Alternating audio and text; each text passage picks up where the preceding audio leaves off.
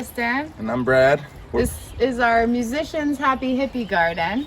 We're from Spunday Morning, and this is our little oasis that we built with hummingbirds and a garden and a recording studio that we record our music at. Hi! I'm Kristen!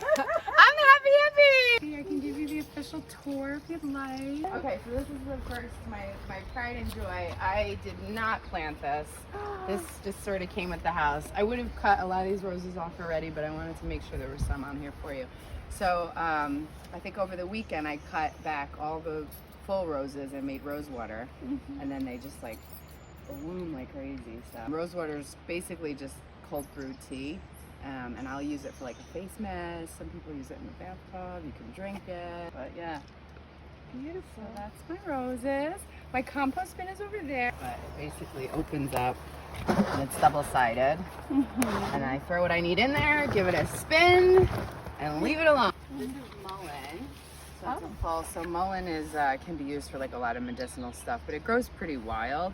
So I pulled out the whole plant. They're actually good for like bladder infections. The roots and stuff like that can be used for ear infection, and the leaves can be used as like a tea. Okay. So I was just leaving it to sort of dry out, and I'll cut it up and make like a tincture or something with it. These are my lilies of the valley. They did get eaten. Fun fact, they're poisonous. Yeah. But I think maybe when they're baby shoots, they're not, so they got eaten. And a few did flower. They get like sweet little white bellflowers. In the early spring, right? Yep, so it's already... Just going to validate your hippie credentials by the bare feet. Yes, I have been called the barefoot gardener. So I did get certified to be a master gardener, and when we got our certificates, they labeled me the barefoot gardener. Because I always have my shoes off. So this is my shade garden. This all started with these beautiful tanks. There are propane for the heat. So I put in the Still Bay, and she's getting ready to bloom for you. And the Bleeding Heart, probably about 4 years ago. And they've done a pretty good job. And then since then, last year, I put in the rest of this. And my favorite about this is they bloom like pretty well in succession. So this one's already bloomed and it gets nibbled on. And I left a little flower pot for you guys on the other side, but so this was my favorite surprise. So because I got these last year in like May, they bloom in like late April or early March. They start out pink and then they turn purple and then they turn blue, all like within the same flower. So that's lungwort. That's my favorite. And these are coral bells. I'm very excited about them. They'll bloom late in the year. So that's been my goal, is to get there to be flowers going at all times, so that the hummingbirds and the butterflies have something to eat on. So far so good. So I'll have morning glory all along the fences. So there's a little trumpet going down there, so it'll sort of fill in as it grows. And a lot of jewelweed just sort of like pop up on its own, so I let it. It's really good for poison ivy. The stems are really like jelly, so you would just rub it on poison ivy. So I just kind of let it grow wherever it comes up. So it was fun because I had violets in here too. So early spring, everything was like purple. And then, I think everything slowed. It was to grow all herbs, and that didn't exactly. So then this is dahlia, so that's bloomed already. And then this is my like little periwinkle patch. My sister has just this lush patch, so it will completely cover this area, and I was like, always dreamed of it.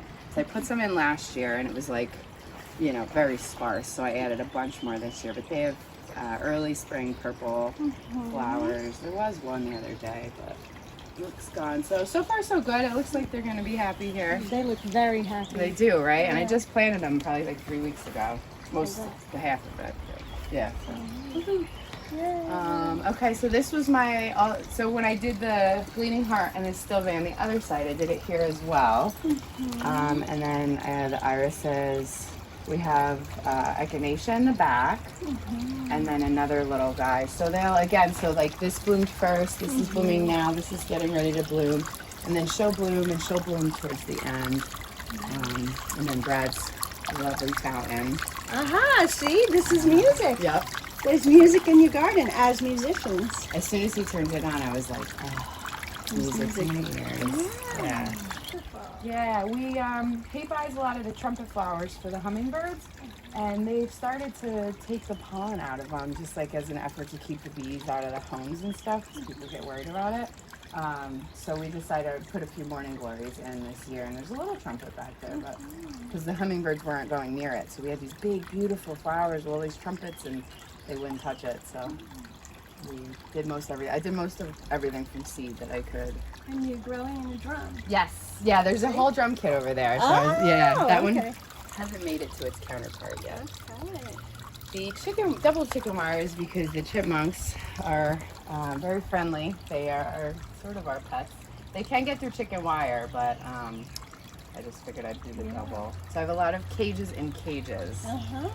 We have our little maple tree. And, that looks like a foxglove, maybe. That's foxglove and that's comfrey. Okay. And so comfrey's a spreader, and I just wasn't ready to commit. And the drum. On the drum. So here's the drum. We have tried in the past to put stuff at the bottom, and it just doesn't get enough sunlight. So that now you see the naked spot. Oh, that one's called Heat. The musician's happy hippie The garden. musician's happy hippie garden. I am a happy hippie when I'm in the garden.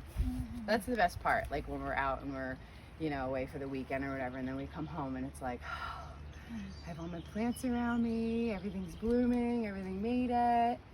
I think about them when I'm not home. They're your babies. They're my babies. And we call this the cage. The cage. Because it's got fence on 4 sides to keep the chipmunks out. And so far so good. And there's lettuce, I see. Lettuce. Lots of lettuce. Wilted lettuce because I'm terrible at harvesting. And tomatoes. And looks like parsley. Parsley from last year, actually. We have radishes that needs to be pulled, but I wanted you guys to see them. Tiny little beets, kale, lots of tomatoes. I'm going to add the basil that's on the porch. Potatoes. I think so. That whole backside is all volunteer. Mostly tomato. I was planning on giving to people this weekend. I'm pretty sure that's a sunflower volunteer. So I'll have, it does, right? Okay. So I'm gonna move it because the chipmunks dug up a few of my sunflowers out there. So I'll put it over there.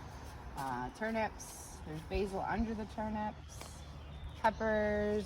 Calendula. Come on in. Spinach is down there. I'll trade spots with you. The back corner is Brussels sprouts, carrots. Anything I can think of. Yeah. And then I learned from last year, I put all my squashes on the outside. So we got that. So they can climb? Yeah. And the animals don't tend to bother them. The chipmunks are okay once it gets past a certain stage. It's the little babies that they really like to dig up, and they don't even eat them. I wouldn't mind if they ate them. Wow. Here's my musician. And what is that? What is that? So this is called a didgeridoo. It's a beautiful work It's of mostly done. It's not all the way dry, but it's got a good sound. I made the mouthpiece out of spalted maple too. It's in D. You probably have to get up close to the hole. We're outside. You can feel it.